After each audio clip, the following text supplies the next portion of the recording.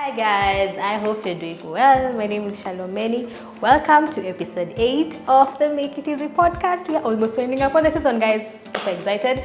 Today we have James Ruigu and you are in for a good conversation. Yeah, hi there. My name is James Ruigu. I do many things amongst leading a community of young entrepreneurs called Arctic Chapter and also building community. I think that will be the best way to term myself for both my work in career and also the community part of Arctic. And I look forward to the conversation with Shalom today. It's a very insightful one. I'm pretty much excited for this. Yeah, let's do this. For me, what I do is I take a pause at times and do like a cost-benefit analysis. Because for everything you're doing, it costs you something and also you stand to gain something at the end of the day. What I've realized with life, it's custom to you. Like like what worked for another person is not necessarily what will work for you. Kijaribu ya mtu mwingine, ama inaweza kuwa it didn't work for them but and it will you, work so well for you. So like for such instances, at times that inaweza kuwa a pain. And then you pivot kidogo or you restructure it kidogo and then it's something that you very much enjoy doing. So I'd suggest for anything, ambition or now until you now decide ni kama hiyo kitu ya you're innocent until proven guilty. Proven guilty, yeah. So you just do it and until you prove that this is not for you. Enyewe isi yangu.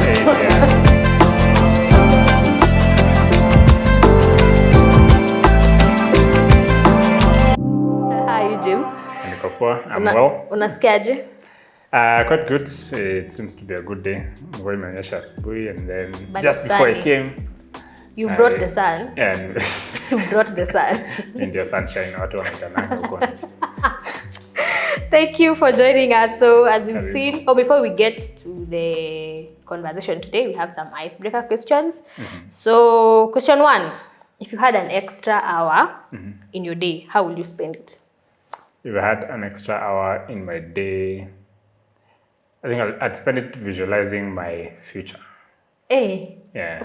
It's a nice break, no. I'd take a trip. Yeah, I'd take a road trip. A road trip for 1 hour? Yeah, like a dash to and fro. To and fro. Yeah. Me, I will sleep. You'd sleep? Yeah, because I normally, I try as much as I can to sleep early and wake up early. So that extra hour will maybe be used in sleeping. Yeah. For me, I do have a mandatory like 30 to 40 minute nap every day, every afternoon. Every afternoon? Hata ukiwa wapi? Yeah, me. What do you mean? After between 4 and 5 p.m. For real? 30 minutes I'll be somewhere asleep, yeah. Okay. So like an extra hour of sleep itakuwa a bit too much. Too much. Oh. I have more life to live. So for us who don't sleep during the day, we'll add the extra hour to sleep. To sleep at night. Yeah, sleep at night. Nice. Interesting. If you could eat one meal every day for the rest of your life, what would it be? One meal every day. Kitambo I used to fancy. Oh yeah, so I haven't had this in a while, by the way. There's a certain mokimo, like Wameru pika. It's usually msinijaji. It's usually inakuwa na matumbo. No, we don't do that here. No, guys, that's not me. That's him. Yeah, that's me. But like the first time I had it was mokimo really with matumbo. I don't know how they make it, but I think it has bananas, waru. Me, I'm still kwa mokimo with matumbo. And it's really good. You should try it. No. And then nini for yourself. But it's quite interesting. But besides that, now I think I'd have what?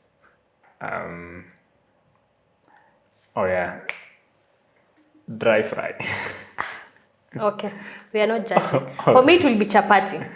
Chapati with water, chapati and chapati. Hey. Chapati, me love chapati. No, when I was in campus, I probably ate a truck of chapatis. So thank God chapatis are coming to us soon. If your phone only had 3 apps, which ones are you likely to keep? 3 apps on my phone. Okay, interesting.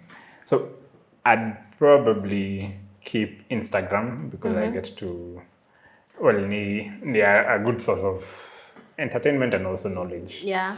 I'd keep Spotify. Spotify, that's where I listen to most of my podcasts and also music when I'm relaxing.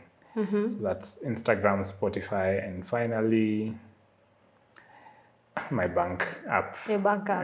Yeah. Interesting. Matatani. Interesting. For me, it will be Instagram, WhatsApp, and Uber. And Uber. Yeah. Oh, Uber. yeah. I use Uber like so many times. So Uber. I haven't Definitely forgot Uber. about WhatsApp. But WhatsApp another pigia to see. But okay, yeah. Yeah, okay. Interesting. So, if you could have a lifetime supply of one thing and not money, what will it be? Lifetime supply of one thing and not money. I think unique experiences. Yeah, like ningeamka tu leo a unique experience. Kesho, like I'd have, give me a week and I have a whole story. Okay. Give me a year and Interesting. now I'm telling stories and then guys are paying me because I've had unique experiences for a while. Yeah, so it's a unique experience. Your answer is making me doubt whatever I wanted to say, because for me, I would say clothes. Clothes. Well, ni wewe. What ni mimi? Na That's me. tunakubali. Mnanikubali We listen, vile niko. but we don't Don't judge. Exactly. You judge, guys. I hope you don't. Yeah. Lastly, if you could instantly learn one language, which language would you pick? We could instantly learn beyond what I know right now. Yeah. Right?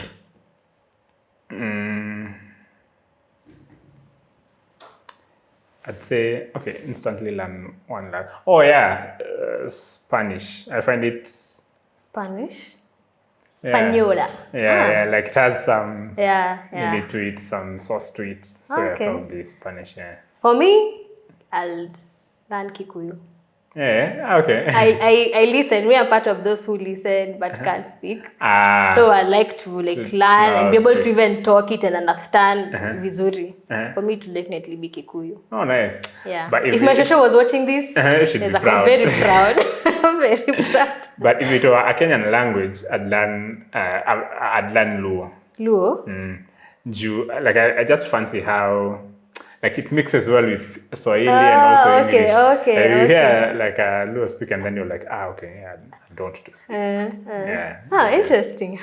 Another language maybe German. I know a bit of German because I did German in high school. So just refining it. Okay. I find German too aggressive. Like, Yeah, it is actually. there's a word. That's what I love How do you about say this. ambulance in? I told you I did it in high school. Oh, I in don't high school. remember. Okay. I don't remember. Inakuwa like such an aggressive name. Yeah, but German generally is like a very, even speaking it, like it's very hard on the mouth. Yeah, okay. It's very hard. It's like a tongue twister. Yeah, it's hard. But I love German. Okay.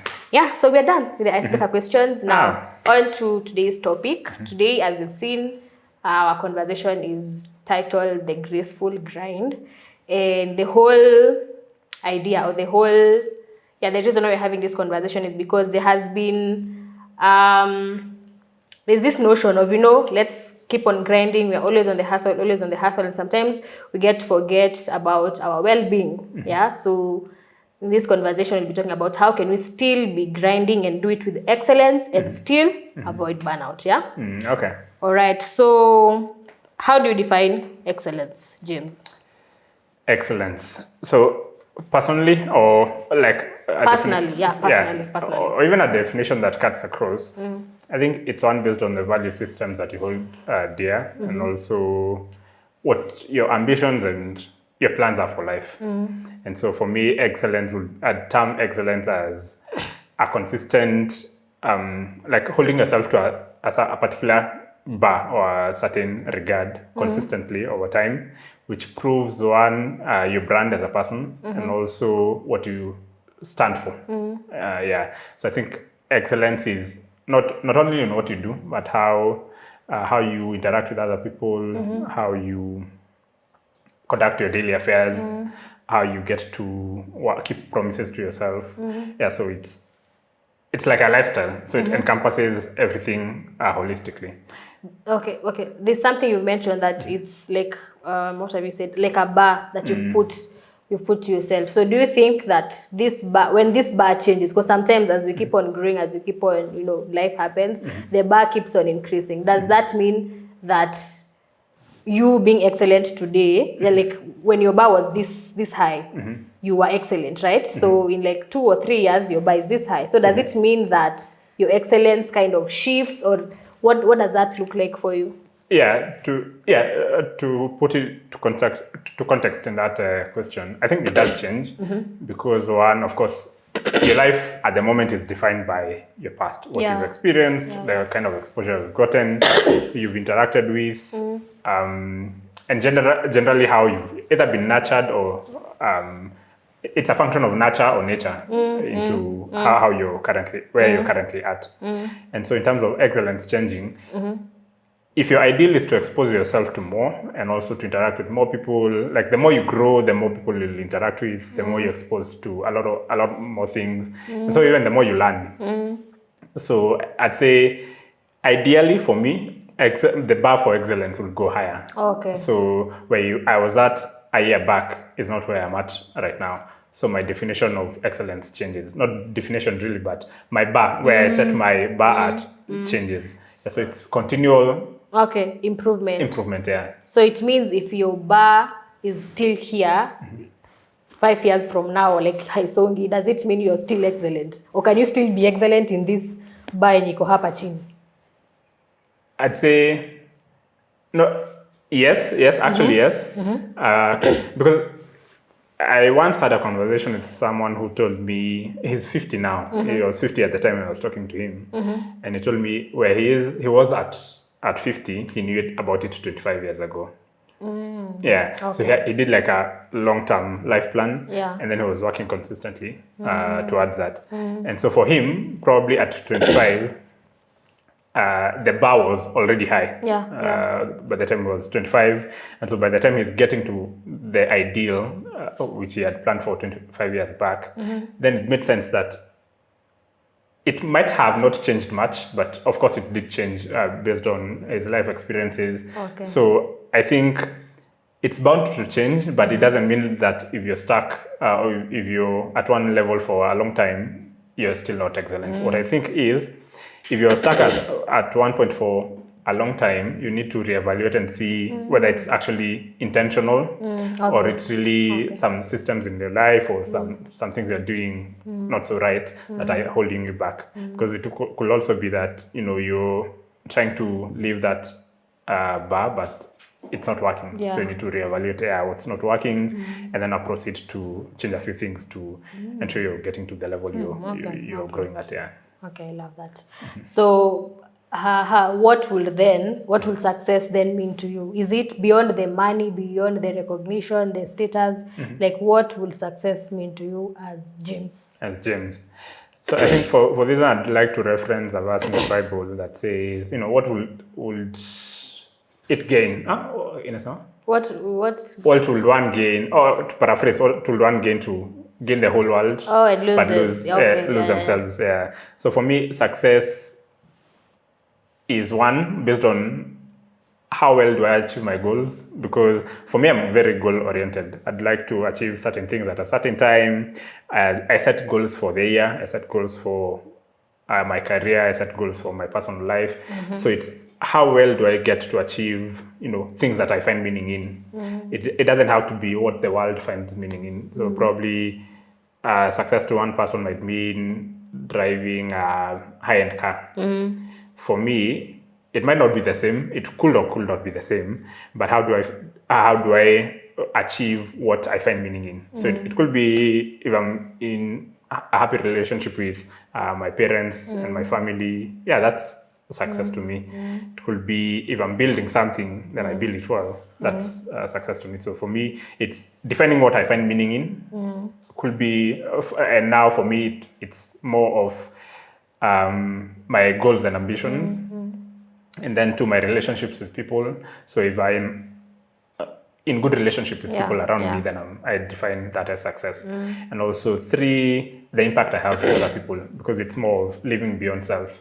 So how I'm not doing like everything I'm doing to benefit myself. Yeah. So how do I also impact other people? How do I lift other people on my way up? So that I define success as getting to achieve such metrics. And I love what you've said, because most people most people define success according to how other people define success. Yeah. So for example, I see this young person who is like probably my age, and they have a car, and they like, you know, live in a good place, and I'm like, that is what success looks like. So I think now this is a call to action for everyone to understand and reevaluate and see, what does success mean to me. Success may mean, you know, surviving the day and getting an ends meet, getting food, getting, what does success mean to you? So this is a call to just sit down and reflect. Sometimes we get so engulfed in, you know, people are doing this, so many people are succeeding in their different areas, but then that's not what success is for us. So sitting down and just understanding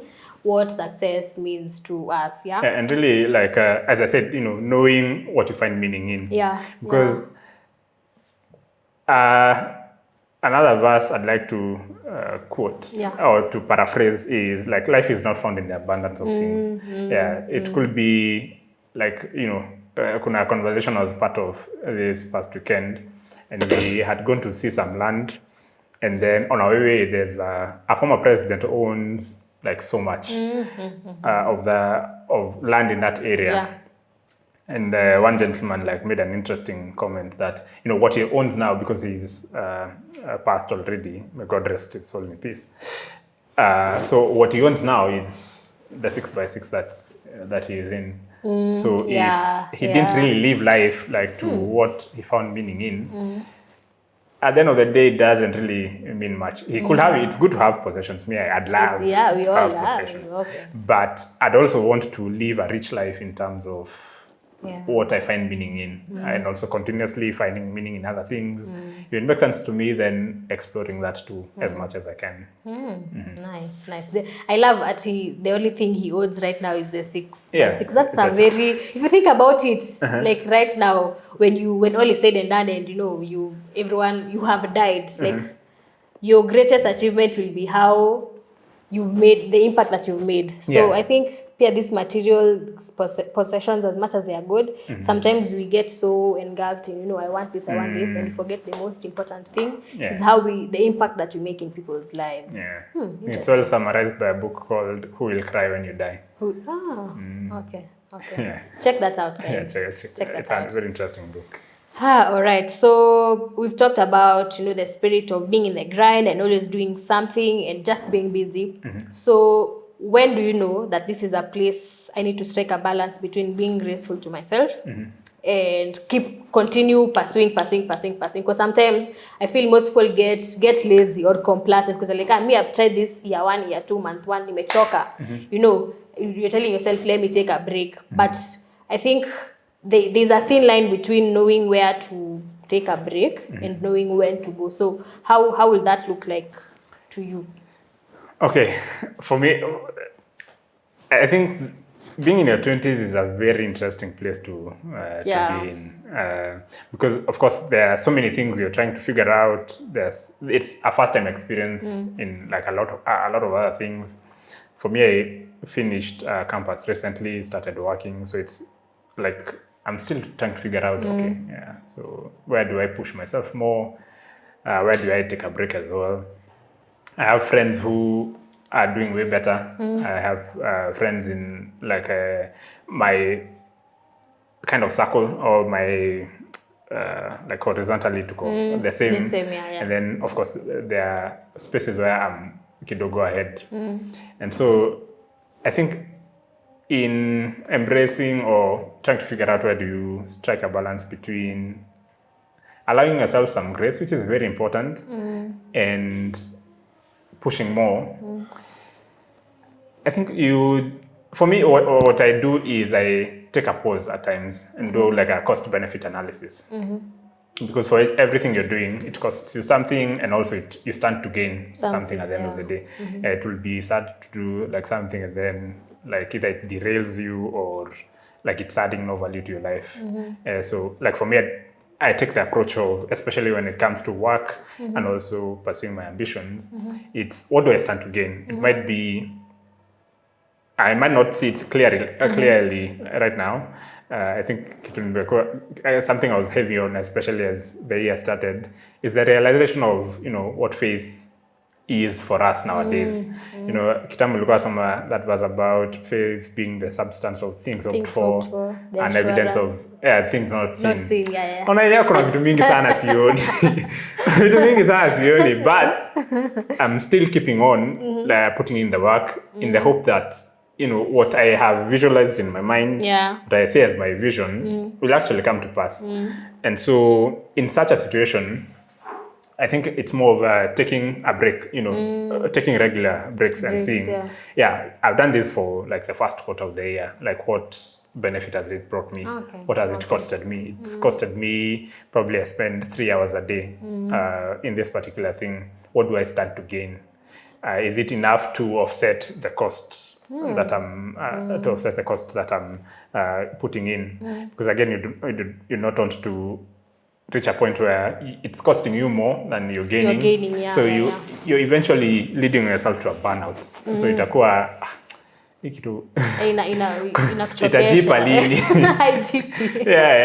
So I think for me I take it as taking a break. Like siku moja. What does taking a break look like? Does it mean sleeping the whole day? No, not sleeping the whole day. Like it's pausing, getting to do an audit.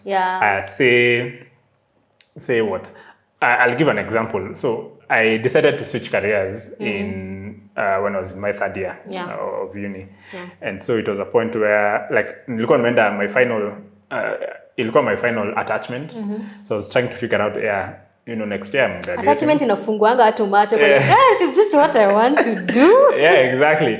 No, but for me it was before. I had met one of my closest friends now, and then he had explained to me a concept called the wealth triangle. So it's when you get a high income skill, so there you work for your money, but you're compensated at a higher level because it's a high income skill. So for each hour you're spending, there's a higher compensation. And then there's what the concept calls a scalable business. So after that, you don't want to buy people's time. So other people work for your money, but also you're doing it in a way that that business can scale. So it's not a 1 year thing, 2 years thing. So it's something very long term. And then now the last phase is a high return investment, where now your money works for you. So you're putting it into stocks or whatever investment options you want to have, and then now you get returns for that. And so for me at that time it was a very new concept, and then I'm trying to figure out You're just in campus. I'm just in campus. And then I was also doing very well in my class, in class. So it was trying to now discover, okay, I have a career option here, and then I have a new path that I want to take in learning high income skill and then building something out of that. And so, I decided to, I had the time. I mean, I think in campus you have a lot of time. We have a lot of time. Like if you 2 hours, you only use 2 hours, like 2 or 3 hours in a day. No, I actually realized we were doing 8 units. And for 8 units. A semester? Yeah, 8 units a semester. And for the 8 units, you're only required to have a 3-hour class every week. So some of the classes would be broken down into 1.5 or something like that. So in a week, you're spending 24 hours on study only. Probably, so that's 1 day out of 7. So you have 6 days left to yourself. Say hata uondoe mbili za kukula lunch, and then lunch the whole day. You remove another one for sleeping. And so you're still left with 3 free days. And so what I realized, I had the time, and there's something I wanted to do. And so started that out. So for the first year, I didn't. So the result for me would be getting a job. So for the first year, I didn't get a job. This is after uni, sasa? No, still in uni. So after now attachment. So between uni and now my 4th year, end of 4th year. So of course, when I put in the work, and then there's a bit of question. You're applying for roles, and then kuna wengine hata wanakughost. Unajua at that period nilikuwa nasema mi heri uniambie tu haiko. Like kunyamazia. Walai. So nyamazia nashangaa, should I be hopeful? Should I not? Should I call you? Should I call you? Allow una follow up na emails. As per our last conversation. I trust this email finds you well. Yeah, so there's like a lot of that, which now looking back, also did form part of the story. And so now after like I landed my job way later. Now, no, within that time I was also like taking audits, getting to say, okay, I'm putting in this much. I have a career that like now in what I studied, which is construction management, like there's that, and then there's what I'm now pursuing. So taking, like an audit to see, okay, so should I pursue this alone, or should I like do a mix of both? Because I still was working to develop my network in that. Yeah, so I think taking pauses, like kulala, like you just take a break. I had a conversation with a close friend yesterday, and like journaling helps. It does. Yeah. It actually does. Okay. It does. I mean the second pass. Okay. Leonita journal. Journal. Right today I was at Make It Easy. Yeah. And then now getting to realize, for you as a writer, of course, you do journal a lot. So I'll take it. No. Ushani convinced. So so writing down, getting to reflect. Yeah, these are my goals. Say in Q1, I was planning to do ABC, and then I've achieved A, B, not so much, C, I'm yet to start. So it's realizing, okay, this is a cost I'm paying, putting in all this work, but also for the reward I'm getting, is it worth it? And then now revelating. Because also, you don't want to chase shadows. True. Yeah. True. Nice. I'm curious to know the period between like now umeshamaliza attachment, now you're looking for a job, and these guys are like ghosting you. What kept you sane from your period? Yeah, still job searching and getting your job, because I can imagine how frustrating that can be. So what kept you sane in retrospect, Sasa? What? One, I think having a community, like people who are in the same space, really do keep me sane. Una lengo alafu pia hujapata. Pia hujapata. Tuendelee tu. And then for me it helped that I was still in campus for a large period between that time, because I think I finished in April and then had like 4 months till I got graduated. See, nikaa tulifukuzwa, tulimaliza April, June tulikuwa. For real? Hey guys, the time is up. It's time. It's time. That's the voice playing in my head right now. So, but for me it helped that for a good part of that I was still in campus, so I was still studying. But there was also a lot of sacrifice due to social life, like guys will go gaming in Bakumkawa. You need to compensate for those ones that didn't reply. So unaenda tu una put in the work. But I'd say what kept me sane is actually one, friends, like having people you're on the same path with, and then two, the benefit that I was like, especially during that campus period, at the end of the day, most of my needs are met. Like, sifanyi from a point of, I need to pay certain bills, I was doing it from a point of, like, I'm preparing for a future that's coming real soon. Yeah, you are. So, I think that's what kept me sane. Nice. Okay, so there's something that you've talked about. You've mentioned about, your ambitions. And now this brings me to my next question. How do you know that this is a healthy ambition? And sometimes it can be a toxic obsession to like get something or do something. So how do you know when it's not a toxic obsession, it's a healthy ambition? Interesting question. I haven't experienced that much. I'm only a few years old. Yeah, but I think from what I've experienced so far is you eventually know, like your energy never lies in terms of like kuna kitu ukisikia unaamka tu kufanya unachoka tu. Again. So and so for that it won't be sustainable long enough, especially if you're not getting much reward from it.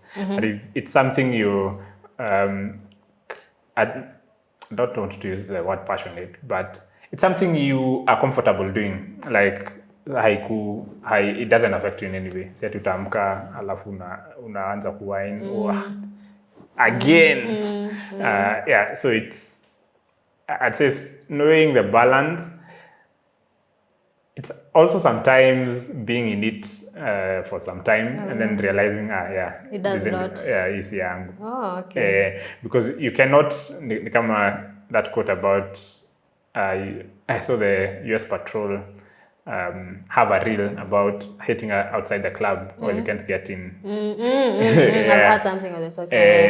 So, like for some of these things, you just have to get inside and then you realize this ain't for me. Okay. So actually for most of life events, because it might work, what I've realized with life, it's custom to you. Like what worked for another person is not necessarily what will work for you. Kijaribu ya mtu mwingine, ama inaweza kuwa it didn't work for them, but it will work so well for you. So like for such instances, at times that inaweza kuwa a pain, and then you pivot kidogo or you restructure it kidogo, and then it's something that you very much enjoy doing. So I'd suggest for anything, ambition or now until you now decide, ni kama hiyo kitu ya you're innocent until proven guilty. Proven guilty, yeah. So you just do it until you prove that this is not for you. Easy yangu. So okay, for that person who has found this in yangu, this is mine, and of course there are challenges that come with going through that path. In your journey, or like when you look at yourself like right now and the things that you've been doing, do you think there are certain challenges that come with telling myself, I want to get into this and I want to do it and I want to do it, this is what I love, I want to do it? Do you think there are challenges that come with that? Yes, of course, like with anything. And how do you handle? How do you handle? Yeah. Of course, with anything worth pursuing, you'll always find challenge. Yeah. No one was born, no one was born a doctor, for example. No one was born a podcaster, a writer. I was born one. Well, your life, I'd say your life has shaped you towards that path in life. And also, it's realizing that the function of being nurtured into it, and also sometimes nature, life exposes you to, it gears you towards a certain path that you're very, very good at. And it, but watu wanaweza kuwa wanasema, like you're really good or you do it so easily, nini. But if you look back and see how your life has really shaped you towards that, it's taken years. It might be like small efforts here and there in your primary, or ulikuwa when ulikuwa unaimbisha, and then you gain a bit of confidence hapo. Yeah, just mentioning me. Yeah, probably in high school you had a leadership role that required you to do certain things, still shaped you in campus. You joined certain spaces that, still molded you towards what you're doing today. So it might seem like it's less of a struggle, but it's probably the same challenges spread over a larger time span. Yeah. And so in realizing the challenge that, comes with anything worth pursuing, I think one statement that a friend told me recently, like I think towards the end of last year, is you suffer for what you love. Yeah, you suffer for what you love. Yeah. Like that analogy about being broke is difficult. Working towards wealth is also difficult. So choose pick a struggle. Yeah, pick a struggle. So it's, I think for me it was the realization that you suffer for what you love. In challenge, as long as it doesn't, drain you to a point of you don't want to suffer anymore. Ikifika hapo, blink twice for help. Yeah, ikifika hapo sasa, tuambie. We can't save you. Yeah, but ideally, for anything worth pursuit, there'll always be challenge. And it's also doing like a cost benefit analysis of seeing these are the challenges I'm likely to experience. These are the opportunities I have. Do I have the stomach for this? And being very honest with yourself. Being very, very honest with yourself. And also now suffering for what you love. Like, ikifika, you needed to do something, put your best foot forward. Ideally, no one is coming to save you. Unless when you trust one baby, which is... Didn't just go there. So unless when you trust one baby, I mean, anything could go wrong and then you still have a platinum card that I can swipe. If not, keep on. If not, but even if you are, I mean, like life will always like hand you a challenge that you need to overcome. So I mean, you suffer for what you love. Suffer for what you love. Love that. So in the spirit of, always working towards something, getting into what you love, suffering for it, doing it again, sometimes we kind of lose our identity, who we are when we are pursuing all these things. So how do you make sure that your identity still remains like, Mimi, I am James. This is what I stand for. This is who I am. Despite what I'm doing, despite, the many fields that I've gotten into, this is James. These are my values. This is who I am. How do you make sure your identity still remains intact? I think that's a very interesting point, because one of the things I've been trying to do recently is detach people from what they do. So it's you're not Shalom, a podcaster. Like, there's a whole entire life outside what you get to do for work or to earn a living. And so even for me, there's a forum I was in, and a very interesting question was asked by Julie Kishuru.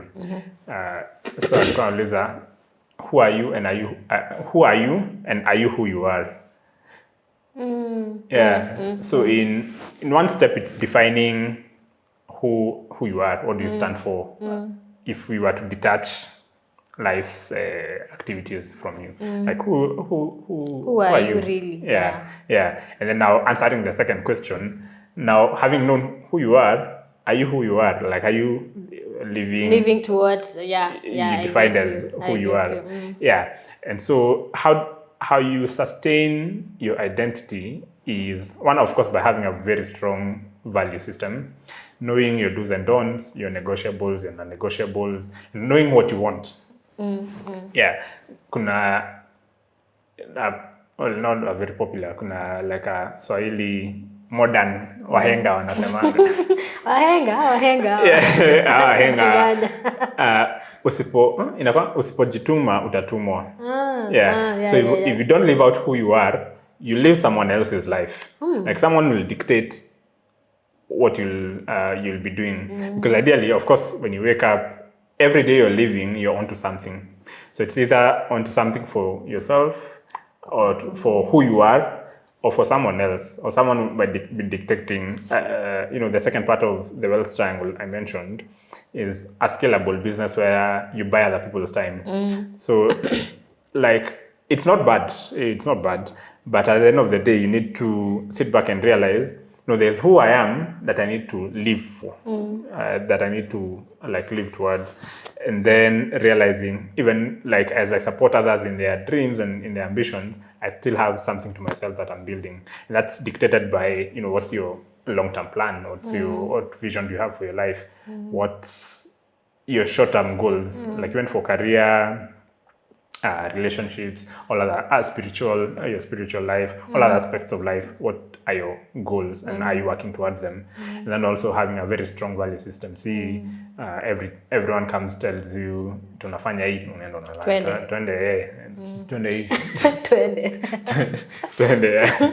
So it's now also realizing that. And I think also answering your question, who are you? Like, really understanding who you are. Because as I said, if you don't understand who you are, you'll always live someone else's life. Who are you? Ask who are you? And are you who you are? Hey, that one, I'll reflect about it when I'm journaling. Tamimi leo, tena ninunue Start journaling. Kasuku A5. No, we don't use Kasuku. We use nice notebooks. As we come to a close, you've mentioned so many times when you're talking here, my friend. What role do friends play in making sure that you don't get burnout in your journey of pursuing excellence and being graceful to yourself? Being graceful to yourself. I think man is a social being. Yeah. Time and again. I think whether you're introvert or extroverted, like there's a role people or community play in your life that you can't dispute. Because I think for me, going by my life, most of my life experiences have been with people, and I have learned a lot from just interacting with people, sharing a story, and then you realize, okay, this is how you handle this, and then you get to that, and also airing out some of the challenges that you get to face. Find a close friend, a close confidant who you can share your life story with. Like do life with someone or people. It could be even your romantic partner. It could be your siblings. It could be your parents. It could be a mentor. I'm a very strong believer in mentorship. I think it shortens like the learning curve. Because it's someone who's experienced at least something similar. It might not be exactly what you're experiencing, but something similar. Or they could offer insights into something that you want to venture into. Venture into, or something you're going through. So in avoiding burnout and the role of friends or some sort of support, I think it's also very important to have what is termed as a mastermind group. So people who know what path you're on, and can actually help you track whether you're getting there, and also getting to challenge you as well. Getting to challenge you to moving to the next level. There's you're avoiding burnout, but also you're being very complacent. So you're just sitting back and relaxing. Or the burnout you're talking about needs you, like you haven't refined on simple things in life. It could be you're not sleeping well. You're not taking a 30-minute nap. You're not taking a 30-minute nap. You're not resting well. You're doing something meaningful. It's probably because you're on Netflix at 2 a.m., at 3 a.m., and then the following day you're unproductive. So you need someone to call out your bluff. Call out your bluff. Like to see, are you really on the right track, and are you actually doing what you intend to do? So I think community or friends, for me, I found it as a very important. It streamlines you. A lot more than you'd even think. Also giving you like a positive challenge to see. There's a poem I like called the Desiderata, and in one of the lines in Asamanga, like there's always someone ahead of you. There's always someone greater and lesser than yourself. So they're always like Elon Musk. There's always someone greater than and lesser than yourself. So for me as a life ideal, I'd want to pair myself with someone greater than myself to see, I'm where I'm at right now, but there's great opportunity to move a level higher.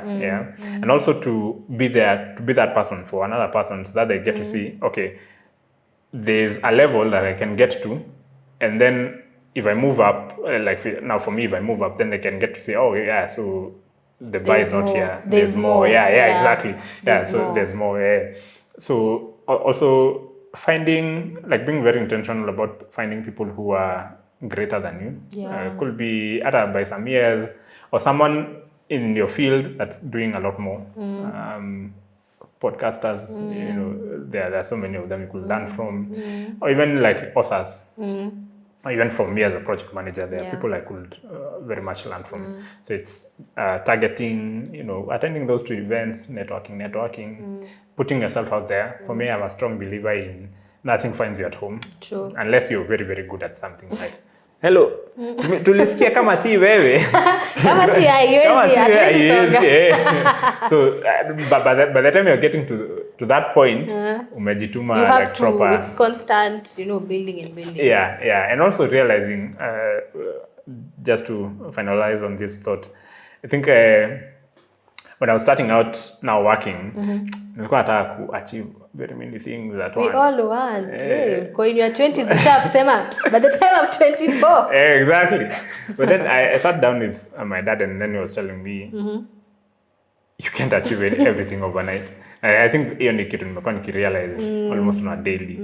Like, you might have the resources for it, or like the time for it, or even the opportunity for it, but si kila kitu uta achieve. It takes hard work and also a bit of time, a bit of patience. Being patient with yourself, and because you of course you should be the number one fan of yourself. Of yourself, and also realizing, in being the number one fan, unaona like longer or more of the game than other people are seeing, and so giving yourself a bit more time to accomplish things or to get to certain goals. Nice. Now, as we finish, kabisa. Ile ukweli. If you were to talk to, how old? Talk to yourself 5 years ago. What advice do you think you in 5 years ago would love to hear that advice? Like, what kind of advice do you think will resonate more with you 5 years ago? 5 years ago, ngoja put it into context. 5 years ago, I think I was either clearing high school or in my initial years of campus. What I'd like to hear, one, you create your reality. Like, you're bound to as much as you expose yourself to. So you also get to create your reality, and everything is possible. Like, everything is possible. Just have to choose what's necessary or to you. So one, you create your reality. 2, I think 5 years ago. Also trust the process. I think inakwanga easier said than done, but it's easier said when you're looking back. Like, ukiangalia nyuma uone, True. Like, trusting the process actually makes sense. And then 3, be out there. Like what I just said. Nothing comes to you at the comfort of your seat or your bed. Like, you have to put yourself out there, see what opportunities are there, expose yourself to a lot. Negotiate for opportunities as much as you can. And then now what that does is it builds like an extra sphere of what you get to see in the world. And then also, like, when you're getting to set your vision and your goals. And then also 5 years ago, sikuwa set goals. Nilikuwa your period ya academic validation. Mi bora niko top X. Niko sawa. Okay. So also, like, set a vision and a goal and goals for yourself that you can track and work towards. So I think that would be advice for, and also live life. I mean, there's so much more. There's so much. Enjoy every moment. Like, be very present in that particular moment. Like, see, unakuwa in something and then you're thinking about many other things. Like, be very present in that moment and live life. Enjoy life. Life is for the living. Life is for the living. Nice. Thank you so much. We've sana. come to the end of episode 8. Asante sana. Thank you for coming. Mwisho wa season. What better way to end the season than this? He's here. So thank you so much, guys, for watching. Make sure you subscribe, make sure you like, comment, and see you next Friday, right? Bye.